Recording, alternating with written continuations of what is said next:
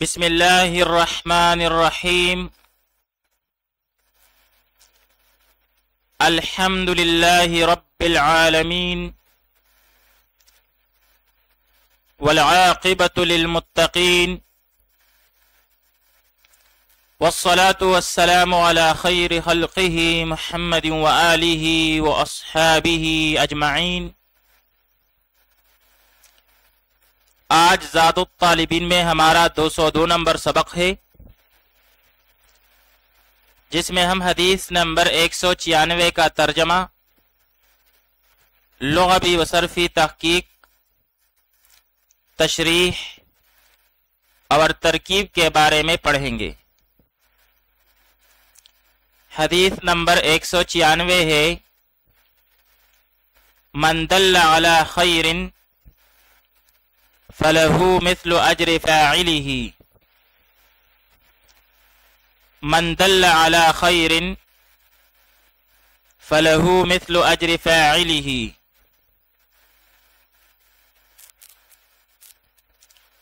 من دل،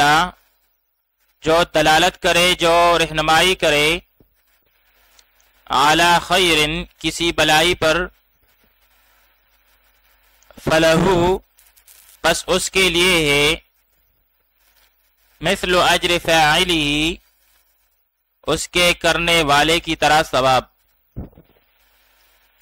من دل، جو رہنمائی کرے، علی خیر، کسی بلائی پر، فلہ، بس اس کے لیے ہے، مثل اجر فاعلہ، اس کے کرنے والے کی طرح ثواب۔ اب یہاں پر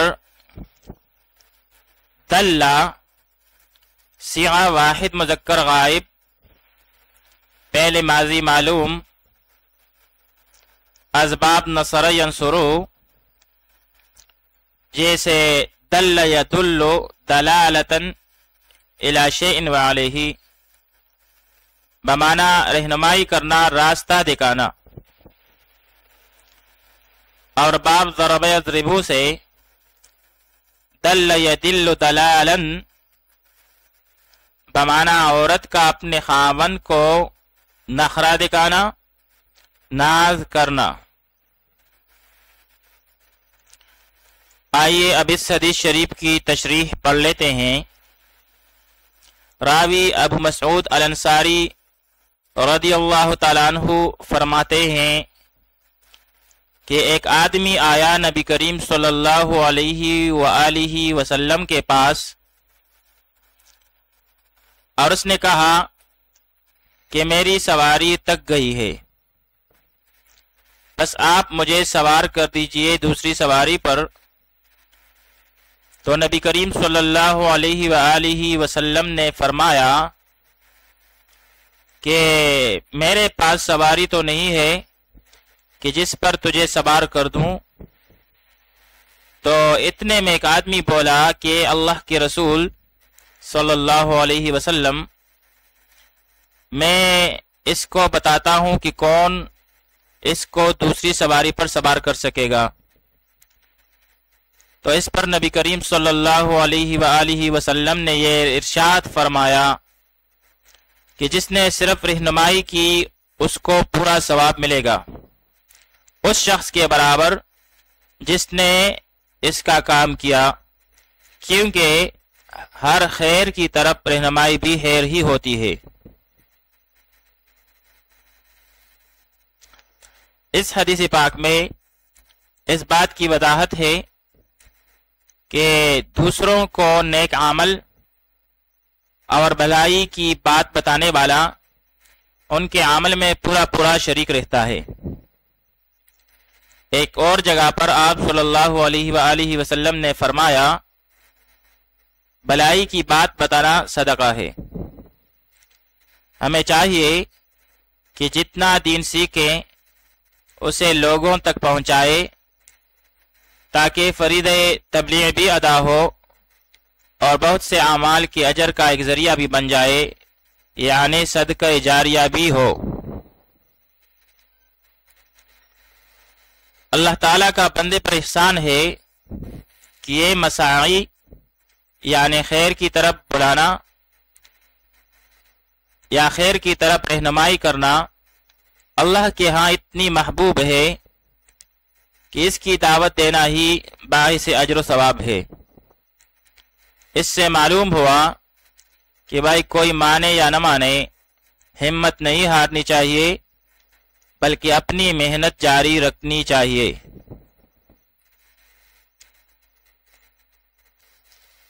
آئیے اب اس حدیث شریف کی ترکیب پڑھ لیتے ہیں۔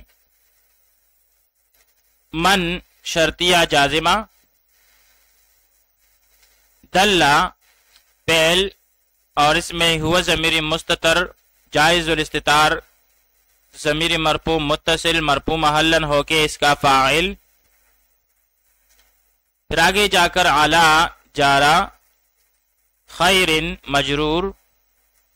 پھر جار مجرور مل کر یہ متعلق ہوا دلہ فعل کے ساتھ،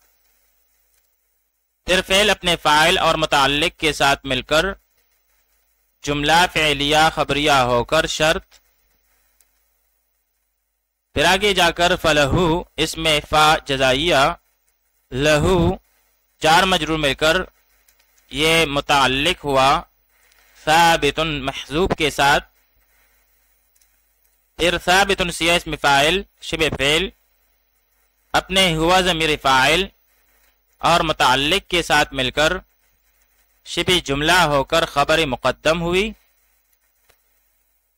پھر آگے جا کر مثل اجر فاعلی ہی اس کے لیے مبتدائی مؤخر، مثل مضاف، اجر مضاف الیہ مضاف، فاعل مضاف الیہ مضاف، اور ہی ضمیر مجرور متصل محلن مجرور ہو کے مضاف الیہ، پھر فاعلہ مضاف مضاف الیہ مل کر یہ مضاف الیہ ہوا اجر مضاف کے لیے، پھر اجر فاعلہ مضاف مضاف الیہ مل کر یہ مضاف الیہ ہوا مثلو کے لیے، اور پھر آخر میں یہ مضاف مضاف الیہ مل کر مرکب اضافی ہو کر مبتدائی مؤخر، پھر مبتدا اپنی خبر کے ساتھ مل کر جملہ اسمیہ خبریہ ہو کر جزا، اور پھر آخر میں شرط اور جزا مل کر جملہ شرطیہ ہوا۔ وصلی اللہ تعالی علی خیر خلقہ محمد وعلی آلہ واصحابہ اجمعین۔